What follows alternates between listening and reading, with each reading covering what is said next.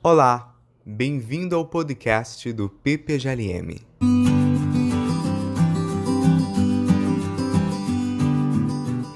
Oi pessoal, damos início a mais um episódio do nosso podcast do PPGLM. Como vocês sabem, nós entrevistamos convidados sobre temas, conceitos e autores em filosofia.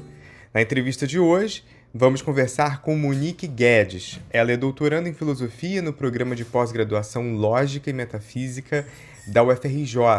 Vai falar com ela hoje eu, Thiago Augusto, Daniele Pacheco e Yuri Nascimento. E o tema do nosso episódio é Epistemologia em Descartes. Primeiramente, Monique, muito obrigado por aceitar o nosso convite. Fala pra gente um pouco da sua trajetória de pesquisa e como foi chegar até a pesquisa sobre a filosofia de Descartes. Olá, Thiago. Olá, Dani. Olá, Yuri. Eu quero agradecer muito a oportunidade de participar do podcast do PPGLM.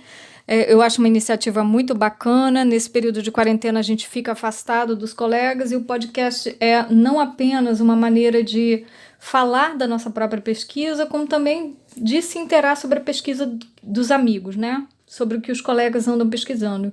Então, muito obrigada pelo convite. Bom, sobre a minha trajetória até o cartesianismo, a gente sabe que há uma certa artificialidade, né, na unidade desses relatos.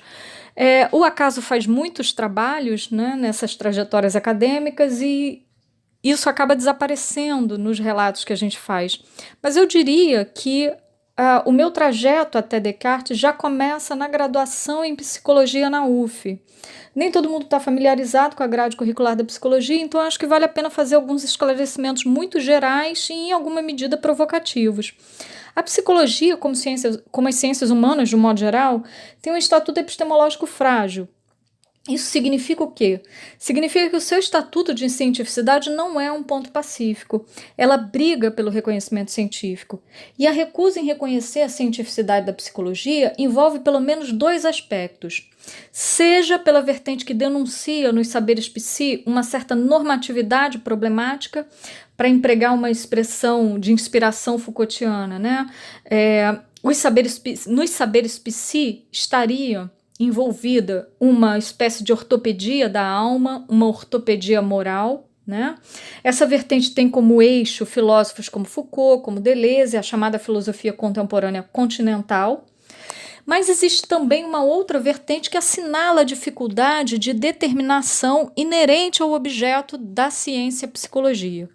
Se o objeto da psicologia são os estados mentais, quais seriam as vias de acesso aos estados mentais? A introspecção, né, que é um conceito aparentado ao conceito que nós usamos em filosofia de reflexão, né? O que seria a introspecção? Seria essa capacidade do pensamento de voltar-se sobre si mesmo para avaliar os seus conteúdos e as suas operações. Né? Então, se eu penso, por exemplo, que os meus estados mentais são um objeto para a psicologia, qual seria a minha via de acesso a esses estados mentais? A introspecção? Se eu penso, por exemplo, que os estados mentais de uma outra pessoa são objeto de investigação, qual seria a via de acesso que eu tenho aos estados mentais de outra pessoa? Eu teria que contar com os relatos que essa pessoa faria sobre os seus próprios estados mentais. Diante disso, uma pergunta é inevitável. Qual é o grau de confiabilidade que eu posso ter sobre os estados mentais se o meu acesso a eles parece estar incontornavelmente ligados a aspectos subjetivos que obstruem o conhecimento desses estados? E de que aspectos subjetivos eu estaria falando, né?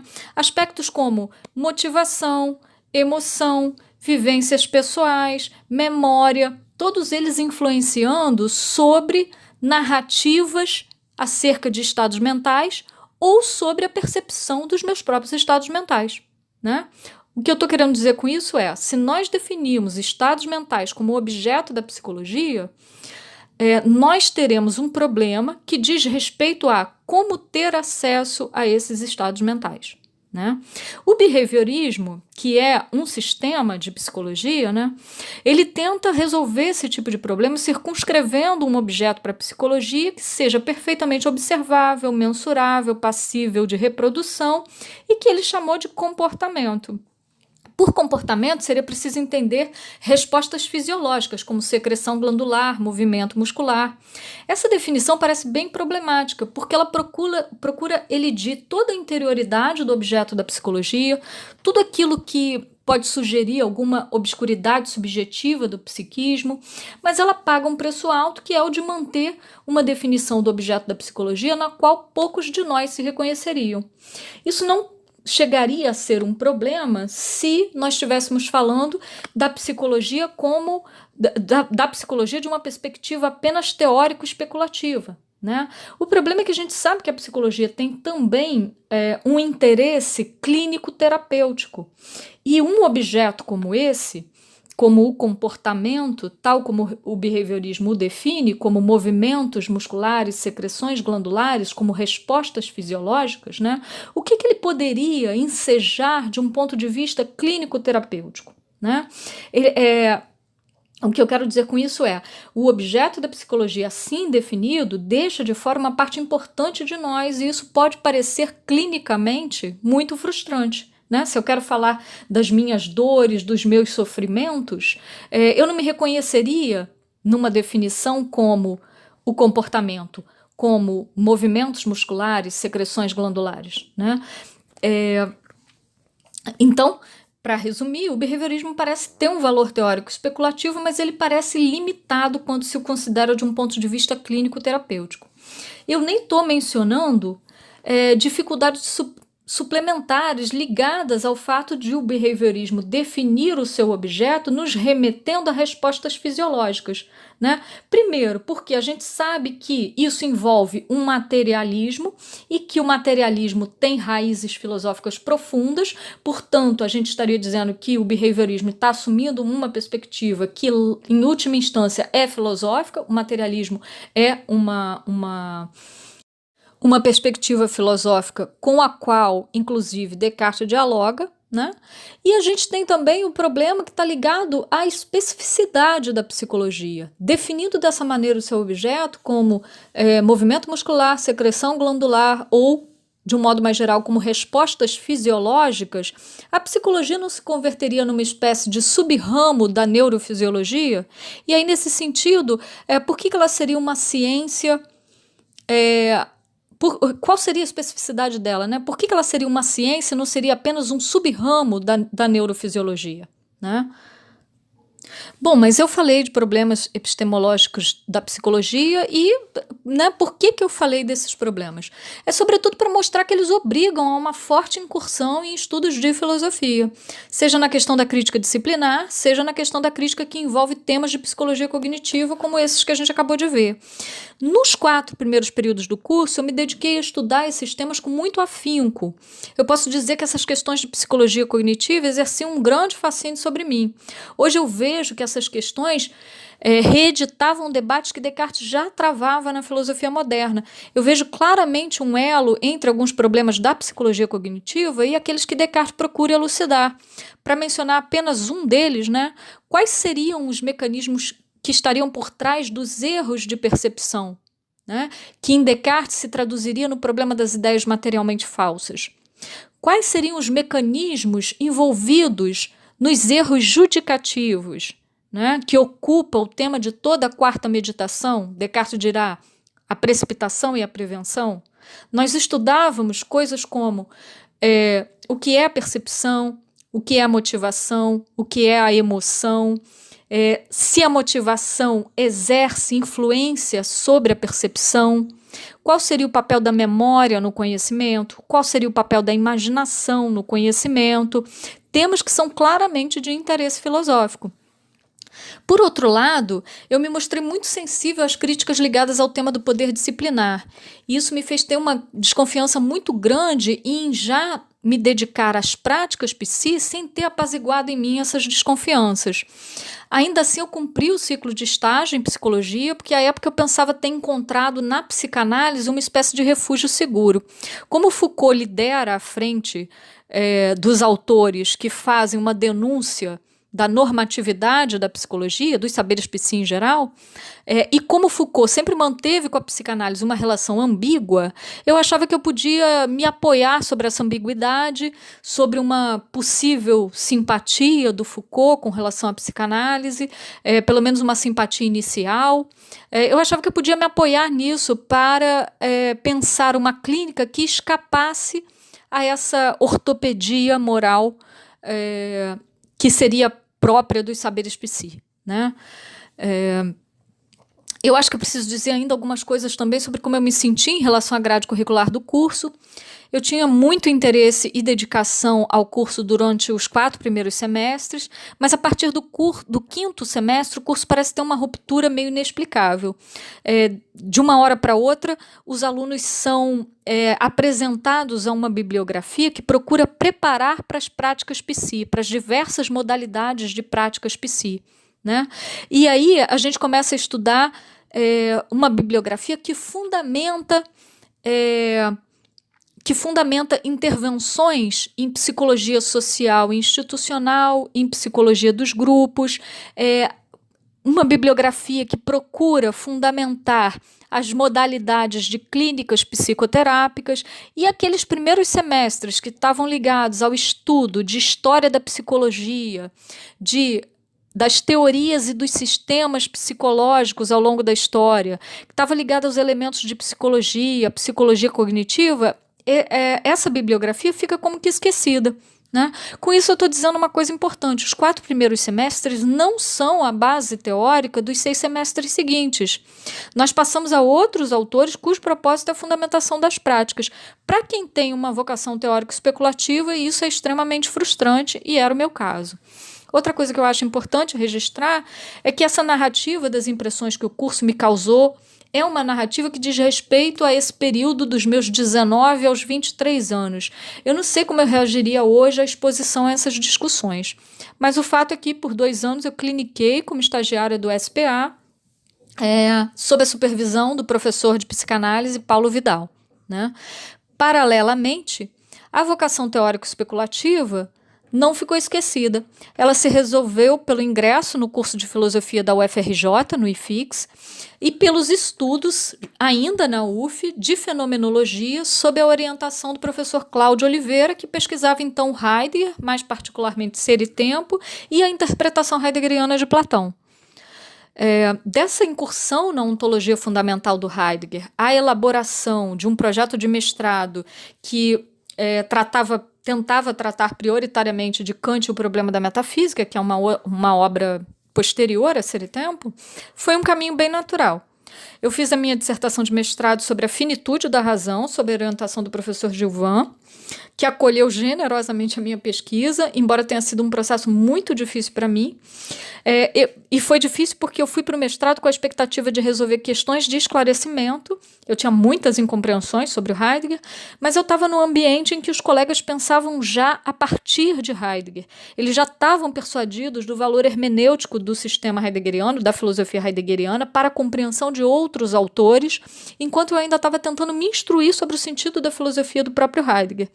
Eu não considero que tenha sido uma experiência feliz do ponto de vista da dissertação que foi escrita, mas eu considero também uma das experiências mais importantes que eu tive do ponto de vista acadêmico, porque foi através dela que eu descobri quais são as exigências da escrita acadêmica e, ao mesmo tempo, qual é o meu modo próprio de lidar com essas exigências. Além dos estudos de epistemologia da psicologia, o acesso ao Heidegger também foi uma porta de entrada para um estudo mais sistemático e agora já mais maduro do sistema cartesiano, já que Heidegger põe problemas para Descartes que despertaram meu interesse e me levaram à leitura das Meditações. Eu posso indicar como principal problema o seguinte: Descartes, como marco inaugural da modernidade, assenta sobre a certeza do cogito o começo radical do pensamento, mas ele teria mantido em silêncio ou para empregar uma expressão usada pelo Heidegger, Descartes teria mantido na indeterminação o que seria, segundo Heidegger, o aspecto mais importante do seu sistema, o modo de ser da res cogitans.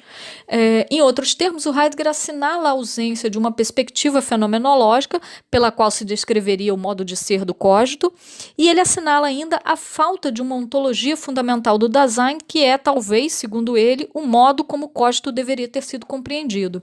Eu vou citar uma passagem de Ser e Tempo, que está no parágrafo 6, apenas para ilustrar o que eu acabo de dizer.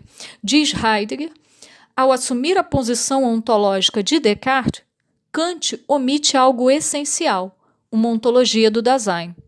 Essa omissão, no sentido da tendência mais própria de Descartes, é decisiva. Com o cogito sum, Descartes pretende assentar a filosofia sobre um solo novo e seguro, mas o que ele deixa indeterminado, nesse começo radical, é o modo de ser da res cogitans, mais precisamente, o sentido de ser do sum, do sou. Fim de citação, né? Essa crítica me levou ao estudo de Descartes e, naturalmente, não me pareceu fazer muito sentido, na época, que Heidegger estivesse acusando Descartes justamente de não ser Heidegger, na medida em que ele acusa Descartes de não ter descrito o cogito de um ponto de vista fenomenológico e de não ter compreendido o cogito à maneira do Dasein, né? Como a ontologia fundamental procede. Mas o que acontece no fim das contas, eu teria que dizer, o que foi determinante é que, na comparação entre o modo como eu me sentia lendo Heidegger, as angústias que o texto do Heidegger trazia, angústias no mau sentido, né, no sentido da incompreensão mesmo, né, e o prazer que eu sentia na leitura de Descartes, é óbvio que Descartes acabou levando a melhor e isso foi assim um caminho sem volta para mim. Eu não poderia deixar de mencionar também, algum tempo depois, né,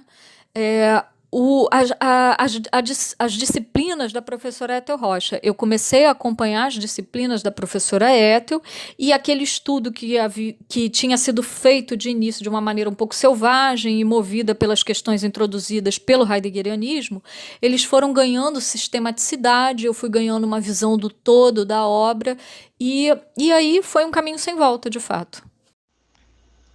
Monique, Descartes vai objetar a tradição empirista, introduzindo uma concepção inovadora em alguns pontos, no que diz respeito à construção do conhecimento. O que envolve para ele essa noção de uma verdade indubitável que envolve as ideias claras e distintas? Essa pergunta é bem vasta, Dani. Eu vou dividi-la em algumas partes, tá?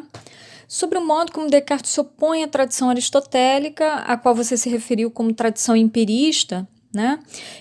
Eu diria que a oposição à tradição aristotélica tem por propósito criar uma nova mentalidade científica inédita, e isso se dá pelo afastamento em relação a dois aspectos que são caros à mentalidade científica do aristotelismo medieval. O primeiro aspecto é a rejeição de Descartes ao formalismo da lógica aristotélica, em particular a silogística. E também a gente poderia acrescentar a rejeição a isso que Descartes chama de síntese, tal como ela é descrita nos segundos analíticos de Aristóteles e tal como ela se exibe nos elementos de Euclides. Silogística e síntese não são a mesma coisa, obviamente, mas eles têm traços comuns e Descartes visa esses traços comuns quando critica a síntese e quando critica também a silogística, tá? O segundo aspecto está mais diretamente ligado à sua pergunta, porque você está interessado no empirismo característico dessa tradição. Descartes rejeita a teoria medieval da abstração, que é uma das principais heranças aristotélicas entre os medievais. Segundo a teoria aristotélica da abstração, o conhecimento científico se inicia pelos sentidos e os objetos das diversas ciências, por mais afastadas que estejam da experiência, eu estou pensando aqui, por exemplo, na teologia, então, os objetos das diversas ciências, por mais afastados que estejam da experiência, envolveriam graus distintos de abstração, mas teriam como aspecto comum justamente o fato de serem tornados possíveis pela experiência e a partir dela. Em oposição a essa perspectiva, Descartes nos mostra que os sentidos eventualmente enganam, e aí a gente teria que percorrer todo o trajeto da dúvida metódica, né, para a gente entender de que maneira os sentidos são diversas vezes infirmados, né? Então Descartes afirma que os sentidos eventualmente enganam, e se é assim, toda a cadeia de conhecimentos que se constrói a partir dos sentidos estaria comprometida. E o que é esse comprometimento? É a possibilidade de duvidar dos fundamentos do edifício. Se o edifício se constrói sobre fundamentos duvidosos, esses fundamentos transferem para o restante a sua não confiabilidade. E é por isso que Descartes, nas Meditações, diz: não preciso passar em revista todo o conhecimento adquirido até aqui, basta que eu revise seus fundamentos. E aí nós chegamos em outro ponto da sua pergunta.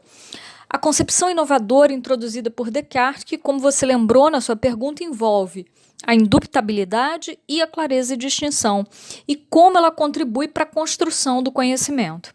Bom, na segunda meditação, após ter passado em revista na primeira os fundamentos do conhecimento através da dúvida metódica, Descartes se depara com algo sobre o qual não é possível duvidar.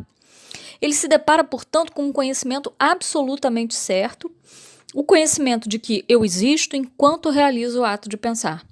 Trata-se de um conhecimento muito modesto, o da minha existência enquanto pensante, e ainda mais modesto se a gente considera que ele é marcado por esse modalizador temporal que é o enquanto realizo o ato de pensar.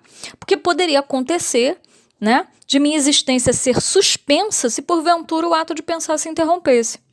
Depois Descartes dirá que a alma tem por essência o pensamento e, portanto, a alma pensa sempre, porque não seria possível que ela não realizasse a sua natureza, que é pensar.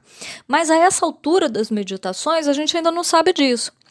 Então, o que eu quero marcar aqui, o que eu quero registrar, é que se trata de uma verdade absolutamente certa, mas muito modesta do ponto de vista informativo, ou seja, do ponto de vista das informações que ela contém. O que ele ganhou, o que Descartes ganha em termos de certeza, ao alcançar o cogito como um único conhecimento indubitável, o único conhecimento que sobrevive ao crivo da dúvida metódica, num certo sentido, Descartes perde em termos de informação. Por outro lado, a gente sabe também que Descartes se comprometeu, ele assume esse compromisso logo na primeira meditação, né? Ele se compromete a restabelecer o edifício da ciência, só que dessa vez sobre uma base segura. E essa base segura é justamente o cogito, que a gente viu, acabou de ver, é uma certeza muito modesta da minha existência durante o ato de pensar. Então é estranho reconhecer que de tão pouco, né, com tão pouca informação, Descartes possa construir o edifício inteiro da ciência. E a engenhosidade está exatamente nisso. Né?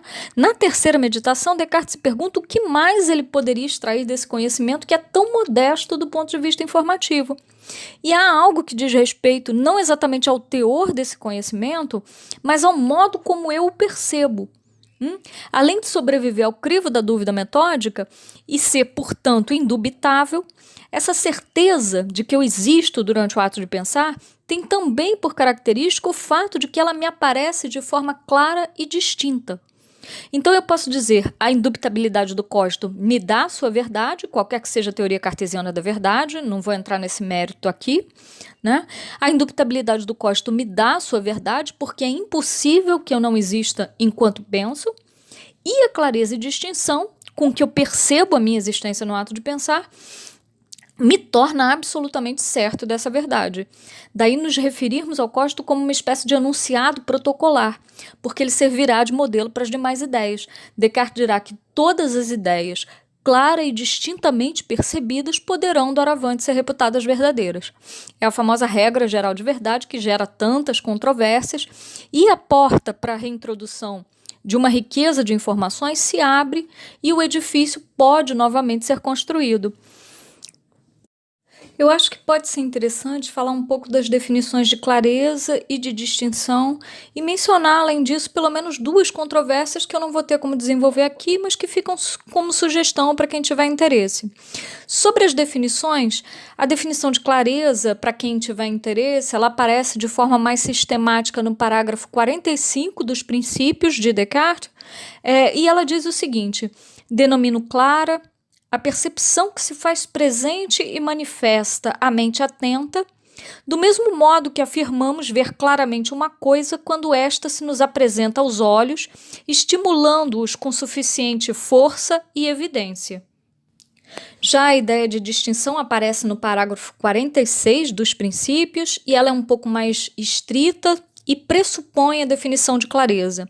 Descartes diz que a distinção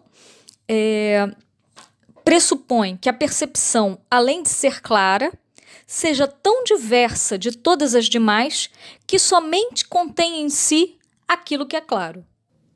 Talvez a gente tenha a oportunidade de falar disso mais adiante, mas a definição de clareza e a analogia feita na definição de clareza por Descartes com a visão é particularmente interessante para a minha pesquisa. Eu não vou desenvolver isso agora, talvez a gente tenha a oportunidade de ver mais adiante. No momento, eu acho interessante mencionar as controvérsias, pelo menos duas controvérsias que são suscitadas pela regra geral de verdade. A primeira delas é: como eu posso estar certo de que eu efetivamente percebo claro e distintamente o que eu julgo perceber claro e distintamente? E isso é particularmente relevante para a noção de distinção, na medida em que a noção de distinção afirma que a percepção é distinta quando ela não contém nada além daquilo que é claramente percebido. Né? E a segunda controvérsia é o famoso problema do círculo, tratado por diversos autores. Alguns deles sequer reconhecem que o problema exista, outros têm respostas muito sofisticadas para ele, mas a ideia é a seguinte: a pergunta que se faz é: Descartes estaria autorizado a essa altura a formular a regra geral de verdade? Né? Sem a regra geral de verdade, a prova da existência de Deus, que vem logo na sequência, não seria possível. Por outro lado, sem a prova da existência de Deus, talvez Descartes não tivesse autorizado ainda a formular a regra geral de verdade. Para quem tiver interesse, então, pode procurar por esse problema como o problema do círculo cartesiano. Agora, você menciona, Dani, na sua pergunta, a importância da noção de clareza e distinção para a construção do conhecimento. Descartes qualifica as ideias claras e distintamente conhecidas como as primeiras noções do nosso conhecimento. Isso significa que elas são a base a partir da qual outros conhecimentos menos imediatamente evidentes são obtidos. As verdades primeiras são claras e distintamente percebidas por intuição, e as menos evidentes, que são aquelas que precisam ser extraídas dessas verdades primeiras, são obtidas por dedução. E são essas as duas operações que tornam o conhecimento científico possível e nenhuma outra, diz Descartes nas regras, né? E quando ele diz isso, ele está rechaçando a experiência. Bom, a intuição é a operação mental que consiste em perceber imediatamente, num ato único do espírito, uma ideia. Nesse sentido, a gente pode dizer que a intuição é um ato simples, no sentido de que a intuição não envolve etapas. Eu quero chamar a atenção aqui para um problema que eu considero importante e que foi se mostrando cada vez mais importante na minha pesquisa de tese. Eu não vou desenvolver esse ponto como eu gostaria, mas eu gostaria pelo menos de mencionar. Muitas vezes falamos, e Descartes mesmo eventualmente emprega, falamos que as ideias percebidas por intuição são ideias simples e que também são, ao mesmo tempo, ideias claras e distintas. Isso é uma espécie de extrapolação natural do vocabulário, a gente faz isso o tempo inteiro, mas é importante usar, pelo menos em filosofia, os termos com um pouco mais de rigor. A simplicidade das ideias ditas simples é, na verdade, a simplicidade do ato que percebe tais ideias. É uma propriedade do ato de perceber e não das ideias percebidas. Tá? Do mesmo modo, a clareza e distinção das ideias ditas claras e distintas é clareza e distinção da percepção de tais ideias. É uma característica do ato de perceber e não uma característica propriamente das ideias. As ideias podem ser ditas evidentes ou tornadas evidentes quando não são imediatamente, mas essa característica das ideias envolve, pelo menos em Descartes, uma teoria do método e, em outros autores, talvez uma teoria da prova, uma teoria da demonstração. Ela envolve uma série de complicações que, se tudo der certo, eu pretendo enfrentar na tese. Ótima resposta, Monique. Quero chamar a atenção para o paradigma cartesiano de ciência, que nos coloca algumas exigências, quais sejam o conhecimento certo e evidente, e que as verdades sejam descobertas, e que não sejam estritamente formais, mas também materiais. Poderia falar para a gente sobre o caminho que Descartes percorre para chegar até esse paradigma? Pois é, Tiago, esse é um ponto importante porque ele expressa aquele primeiro aspecto que eu mencionei na questão anterior sobre o modo como Descartes se afasta do paradigma aristotélico de ciência. Descartes abre a regra 2 com uma definição de ciência. Ele diz: toda ciência é um conhecimento certo e evidente. O que isso quer dizer? Parece um truísmo, uma banalidade, mas não é. Eu diria que Descartes não está sendo original nesse aspecto. O que ele parece estar dizendo é que a classe dos conhecimentos é mais abrangente que a classe dos conhecimentos científicos. E o que caracteriza um conhecimento científico é a certeza que ele envolve e a evidência das suas ideias, que quando não está dada, imediatamente deve ser alcançada. Nesse sentido, no sentido da exigência que pesa sobre o conhecimento científico, eu diria que Descartes é fielmente aristotélico. E por isso ele não seria original. Assim como Descartes, Aristóteles faz uma partilha entre conhecimentos científicos e não científicos. A evidência para Aristóteles se manifesta pela demonstração. Então, conhecimento científico, para Aristóteles, é conhecimento demonstrado. E nesse ponto, a aproximação entre os dois se interrompe, porque para Aristóteles a demonstração é o aspecto mais relevante da ciência. Mas em Descartes, pelo menos nas regras, a demonstração parece ser secundária em relação à descoberta da verdade. De todo modo, o ponto comum para ambos é que há uma exigência que o conhecimento científico deve atender para ser reputado científico, e é justamente a de ser evidente. Eu tenho chamado essa exigência de exigência apodítica. Mas, e esse é o ponto que torna Descartes um filósofo realmente original, sobretudo se a gente considera que ele está num contexto de grande difusão do ensino escolástico, o que faz de Descartes realmente original é que Descartes faz pesar sobre a ciência ainda uma outra exigência além da apodítica. É a de que o conhecimento científico deve ser informativo além de certo. Ou seja, ele deve ser constituído por novas verdades. Essa exigência, que eu tenho chamado de exigência heurística, ela não chega a ter a força de uma definição. A gente não encontra nas regras uma definição como tão clara, né, como a que a gente encontra sobre a exigência apodítica. Tá? E é por isso que, para falar da exigência heurística, a gente precisa configurá-la. Mas eu posso dizer que essa exigência aparece sobretudo nos contextos em que Descartes dirige à silogística uma crítica. Né? E uma das acusações que Descartes dirige à silogística é justamente a de que, por meio dela, nós somos capazes de arrancar o consentimento do interlocutor, graças à cogência com que a verdade é exibida na demonstração, mas nós não somos capazes, através do silogismo, de alcançar novas verdades. Ou seja, da premissa à dedução da conclusão, nada se ganha efetivamente em termos de informação. A conclusão é absolutamente certa e tornada evidente por demonstração, justamente porque a conclusão apenas explicita uma informação que já estava implicitamente contida na premissa. A expectativa de Descartes é justamente introduzir um método dedutivo que seja capaz de extrair das verdades primitivas conhecidas por intuição conhecimentos que representam novas informações em relação àquilo que as verdades primitivas informam. Como se dá isso na filosofia clássica, né? É bom a gente ter um parâmetro de como seria isso fora do quadro da filosofia cartesiana. Em geral, a gente diz que a certeza e a evidência são garantidas pela dedução e que a informação, os dados novos, seriam fornecidos pela experiência. Em termos mais rigorosos, nós diríamos a dedução é demonstrativa e a experiência é informativa. Mas a experiência, por tudo que nós vimos até agora, não é uma via aceitável para Descartes. Justamente na regra 2, ele rechaça a experiência e afirma categoricamente que as únicas vias que dão acesso ao conhecimento são intuição e dedução.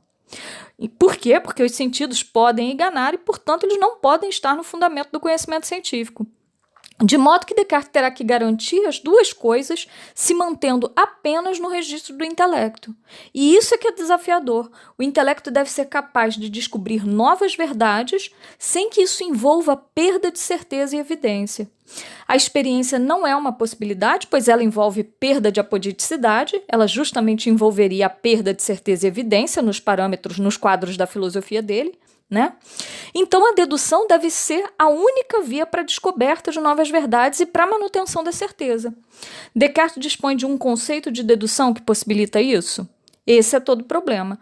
Outro ponto importante que sua pergunta menciona é que as informações sejam verdades materiais e não verdades meramente formais. Esse não é um vocabulário cartesiano, mas eu acho que a gente pode empregar. De todo modo, o que é importante notar é que uma das críticas que Descartes faz à lógica é que ela permite falar com propriedade mesmo daquilo que não se conhece de fato. Um dos modos de entender essa afirmação é justamente considerando que o que Descartes tem em mente aqui é que as verdades lógicas são meramente formais, elas não dizem respeito à natureza da coisa conhecida, às propriedades que decorrem da natureza das coisas conhecidas, mas apenas dos aspectos formais. Para dar um exemplo, se eu digo que A é igual a B e B é igual a C, então só poderei reconhecer que A é igual a C. Mas a igualdade de A e de C não parece relevar aqui do meu conhecimento das propriedades que decorrem da natureza de A e das propriedades que decorrem da natureza de C, mas da constatação da transitividade da igualdade. Monique, uma de suas pesquisas versa sobre análises que envolvem as noções de intuicionismo e inatismo para Descartes. Como essas noções estão relacionadas e qual a relação delas considerando resoluções de embaraços na ciência? Yuri, a minha pesquisa trata prioritariamente do papel das operações do entendimento na constituição da ciência, tal como essas operações são descritas nas regras. São duas as operações, intuição e dedução. A intuição é a operação pela qual eu percebo as ideias primeiras do conhecimento. Por intuição, eu percebo noções primitivas, que são as primeiras ideias e os primeiros princípios do conhecimento, e ela é também a operação que me fornece o que nas regras Descartes chama de absoluto, que Descartes define por tudo que contém em si a natureza pura e simples de que trata uma questão. Há aqui um aspecto conceitual envolvido. Tanto as noções primitivas quanto as ideias que podem ser consideradas absolutas são ditas primeiras noções do nosso conhecimento e são percebidas por intuição. Mas elas não são primeiras no mesmo modo, e isso é que é importante acentuar. As noções primitivas, que podem ter uma forma conceitual ou proposicional, são primeiras na medida em que estruturam a própria racionalidade, dão consistência à razão, ou seja, são ideias a partir das quais pensamos aquilo que há para ser pensado. Já as ideias ditas absolutas são primeiras por uma espécie de instituição. Elas são tomadas como primeiras graças à posição que ocupam numa cadeia de raciocínios e são ditas simples em razão do uso que se faz delas, pois são independentes do que delas se segue, enquanto tudo que delas se segue depende delas. Por que é importante fazer essa distinção? Porque me parece bem diferente intuir noções primitivas e intuir ideias identificadas como simples na resolução de uma questão.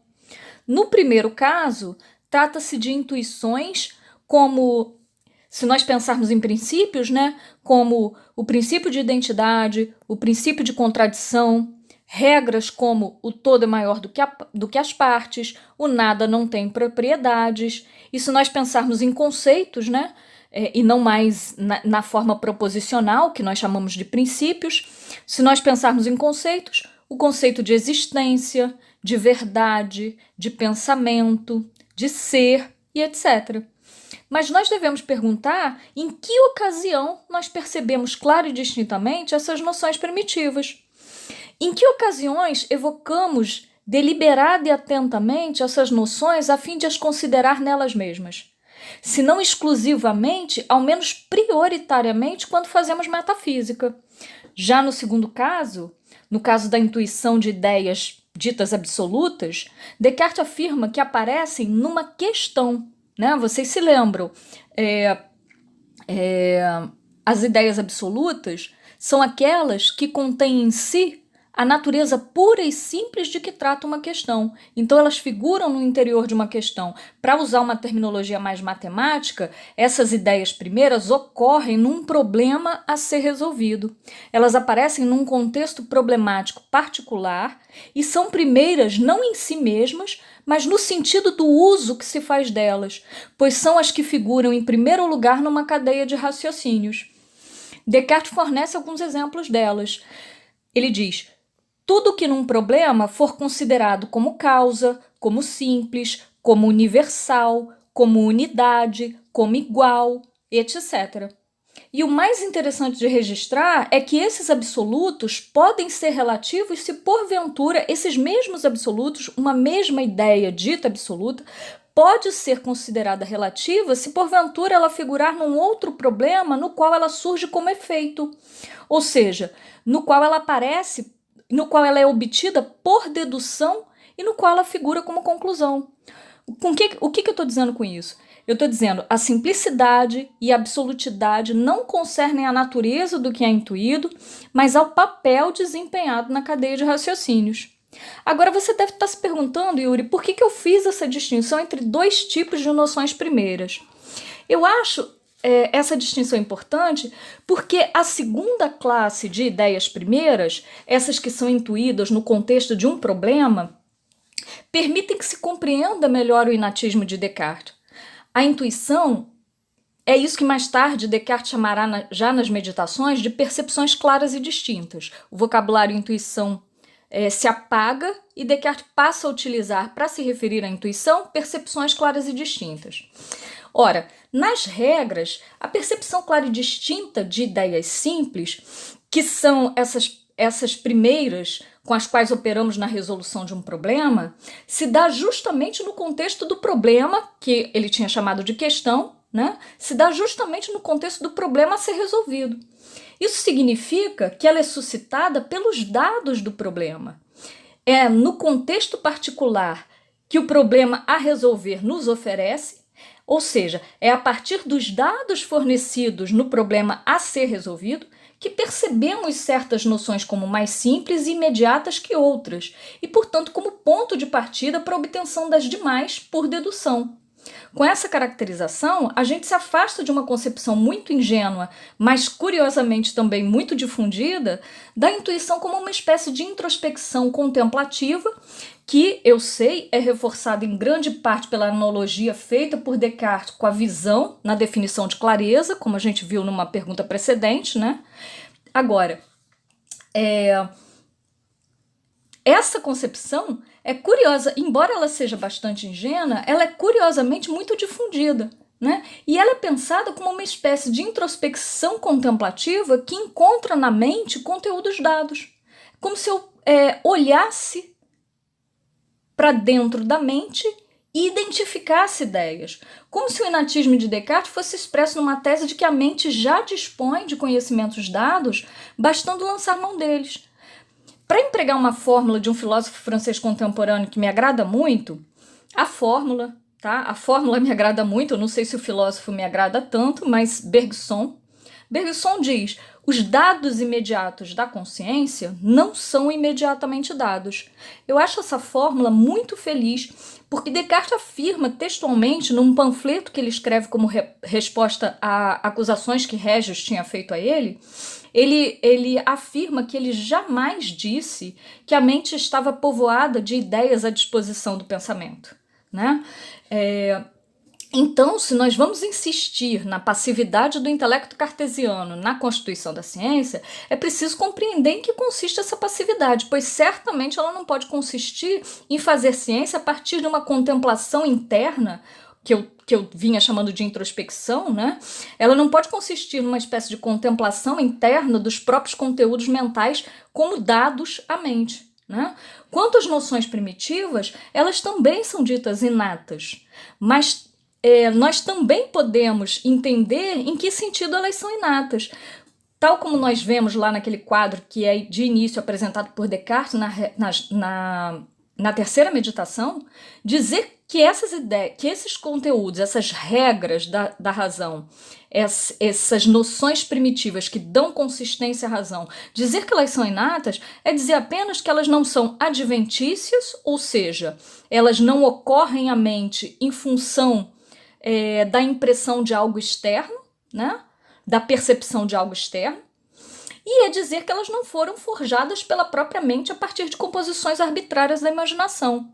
Ou seja, se elas não vêm de fora e se elas não são inventadas por mim, que termo eu devo empregar para me referir a elas? Ele se refere a elas como inatas, mas inata designa muito mais uma negação, que significa não é adventícia, nem é fictícia, do que uma definição positiva, né? Ou seja, não significa dizer que estão dadas à mente como conteúdos que a povoam. Em um artigo recente, você explora como disciplinas matemáticas, tais como a álgebra e a geometria, são capazes de elucidar melhor a noção cartesiana de ciência. Você poderia falar para a gente, em linhas gerais, como a matemática pode nos auxiliar na compreensão da teoria cartesiana do conhecimento e a aplicação ideal do intelecto? Então, Tiago, nesse artigo eu procuro me inserir num debate sobre qual dessas ciências, geometria ou álgebra, exerceria para Descartes um papel mais fundamental. Essa é uma questão difícil e eu não estou plenamente convencida de ter dado uma solução para ela. Mas eu faço no artigo pelo menos um exercício de interpretação no qual eu busco mostrar que a álgebra é mais fundamental que a geometria. O problema que se coloca é o seguinte: parece existir entre álgebra e geometria, tanto nas regras como no discurso, uma certa tensão, porque de um lado Descartes parece assumir o caráter primário, o poder explicativo da álgebra, e de outro ele constantemente recorre à construção de figuras geométricas, o que sugere uma dependência talvez incontornável, sub judice, em relação ao poder explicativo das intuições espaciais. Ora, isso tem consequências relevantes. Mostrar, como eu tento fazer no artigo, que a álgebra é mais fundamental que a geometria equivale a mostrar que o intelecto é prioritário em relação à imaginação e que uma ciência estritamente intelectual é protocolar para as demais, ou seja, atua como um modelo de funcionamento ideal do intelecto a ser estendido a todas as ciências. E por que eu digo que a álgebra é uma ciência estritamente intelectual? Porque o traço mais característico dela é, para usar uma caracterização que é fornecida por um autor chamado Stephen Gaukroger, o traço mais característico da álgebra é seu caráter abstrato. A palavra abstrato aqui não está sendo usada no sentido aristotélico, mas nesse sentido de que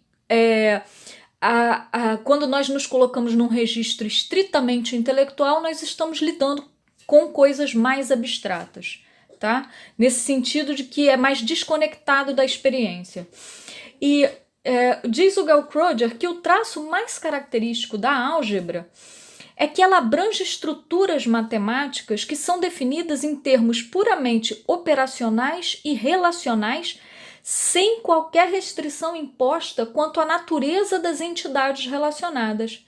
Veja que curioso, o formalismo que eu tinha caracterizado anteriormente, quando nós falávamos da rejeição de Descartes à silogística, eu tinha caracterizado como uma exploração de estruturas relacionais que desconsideram a natureza da coisa, parece retornar nessa definição de álgebra. O que é importante aqui é a afirmação de que a álgebra abrange estruturas matemáticas definidas em termos relacionais sem qualquer restrição imposta pela natureza das coisas. Ora, não é justamente isso o formalismo? Por isso eu digo que eu fiz um exercício de interpretação nesse artigo, porque eu penso que uma oposição forte ao empirismo aristotélico medieval requer que se leve a sério a mudança de cultura científica que Descartes quer promover. E essa mudança envolve uma rejeição forte aos sentidos, portanto também a imaginação geométrica, comprometida com intuições espaciais. A imaginação pode atuar como um recurso didático, como um auxílio ao intelecto, como Descartes mesmo afirma em algumas circunstâncias, mas ela não pode ser um recurso incontornável. O caminho que vai da álgebra à geometria tem uma consequência boa, a de permitir, por exemplo, o emprego das operações aritméticas na geometria, que é o que eu mostro no artigo. Já o caminho que vai da geometria à álgebra nos leva a esbarrar em limites que são impostos pela geometria clássica, por um lado, e pela natureza dos próprios objetos geométricos. Foi isso que eu tentei mostrar no artigo.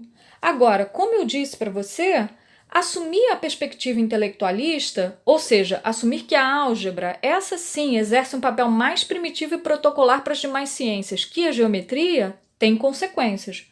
O retorno do formalismo, que era rejeitado quando atribuído à silogística, é um deles. E porque agora ele parece ser bem-vindo na nova geometria inaugurada por Descartes, que é uma geometria algébrica, algebrizada, né? Com isso eu estou dizendo que o intuicionismo cartesiano, que preconiza o conhecimento da natureza das coisas, não acarreta um antiformalismo generalizado, mas a rejeição a um tipo particular de formalismo, o da lógica aristotélica. Então aquilo que ele parece ter rechaçado do aristotelismo parece retornar através da álgebra. E o ponto é por que a crítica que ele faz à silogística não se aplicaria agora a ele. Isso é uma questão que é preciso investigar. Monique, pode comentar um pouco sobre a sua pesquisa atual e qual o cenário dos estudos cartesianos sobre epistemologia? Posso sim, Dani.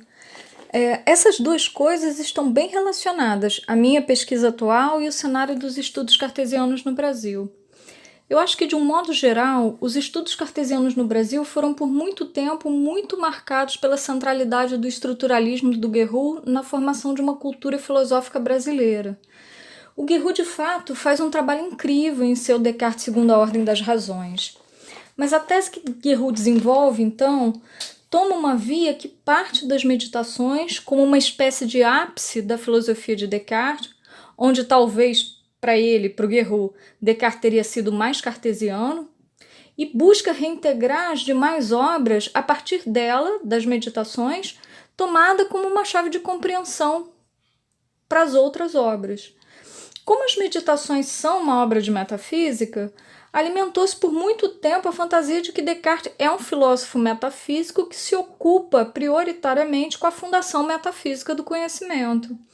Ora, numa carta a Elizabeth, Descartes recomenda que sua interlocutora não se ocupe de metafísica além do necessário.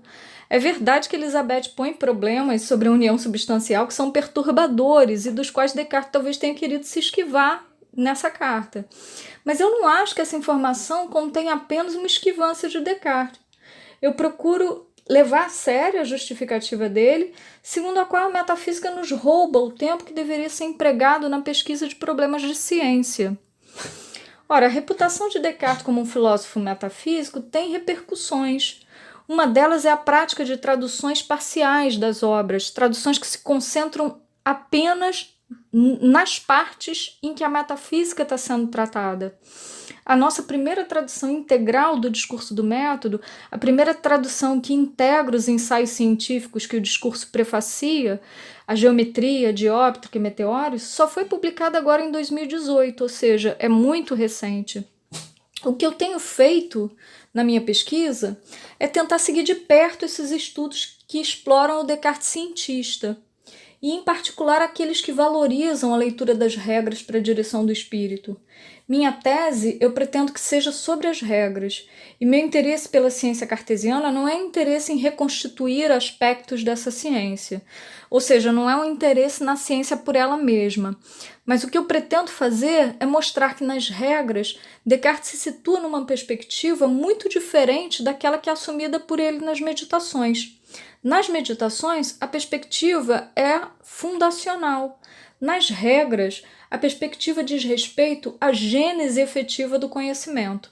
Efetiva porque muitas vezes Descartes descreve as operações do entendimento a partir da resolução de problemas científicos. O que eu pretendo mostrar é que a teoria do conhecimento que emerge das regras é muito diferente da teoria do conhecimento que a literatura secundária tornou canônica. A passividade do intelecto, o inatismo como uma introspecção contemplativa, o intuicionismo como motor de uma rejeição geral ao formalismo, esses são alguns dos aspectos que eu mencionei anteriormente e que eu gostaria de desconstruir com a tese, todos eles ligados ao modo como as operações intelectuais, intuição e dedução são descritas.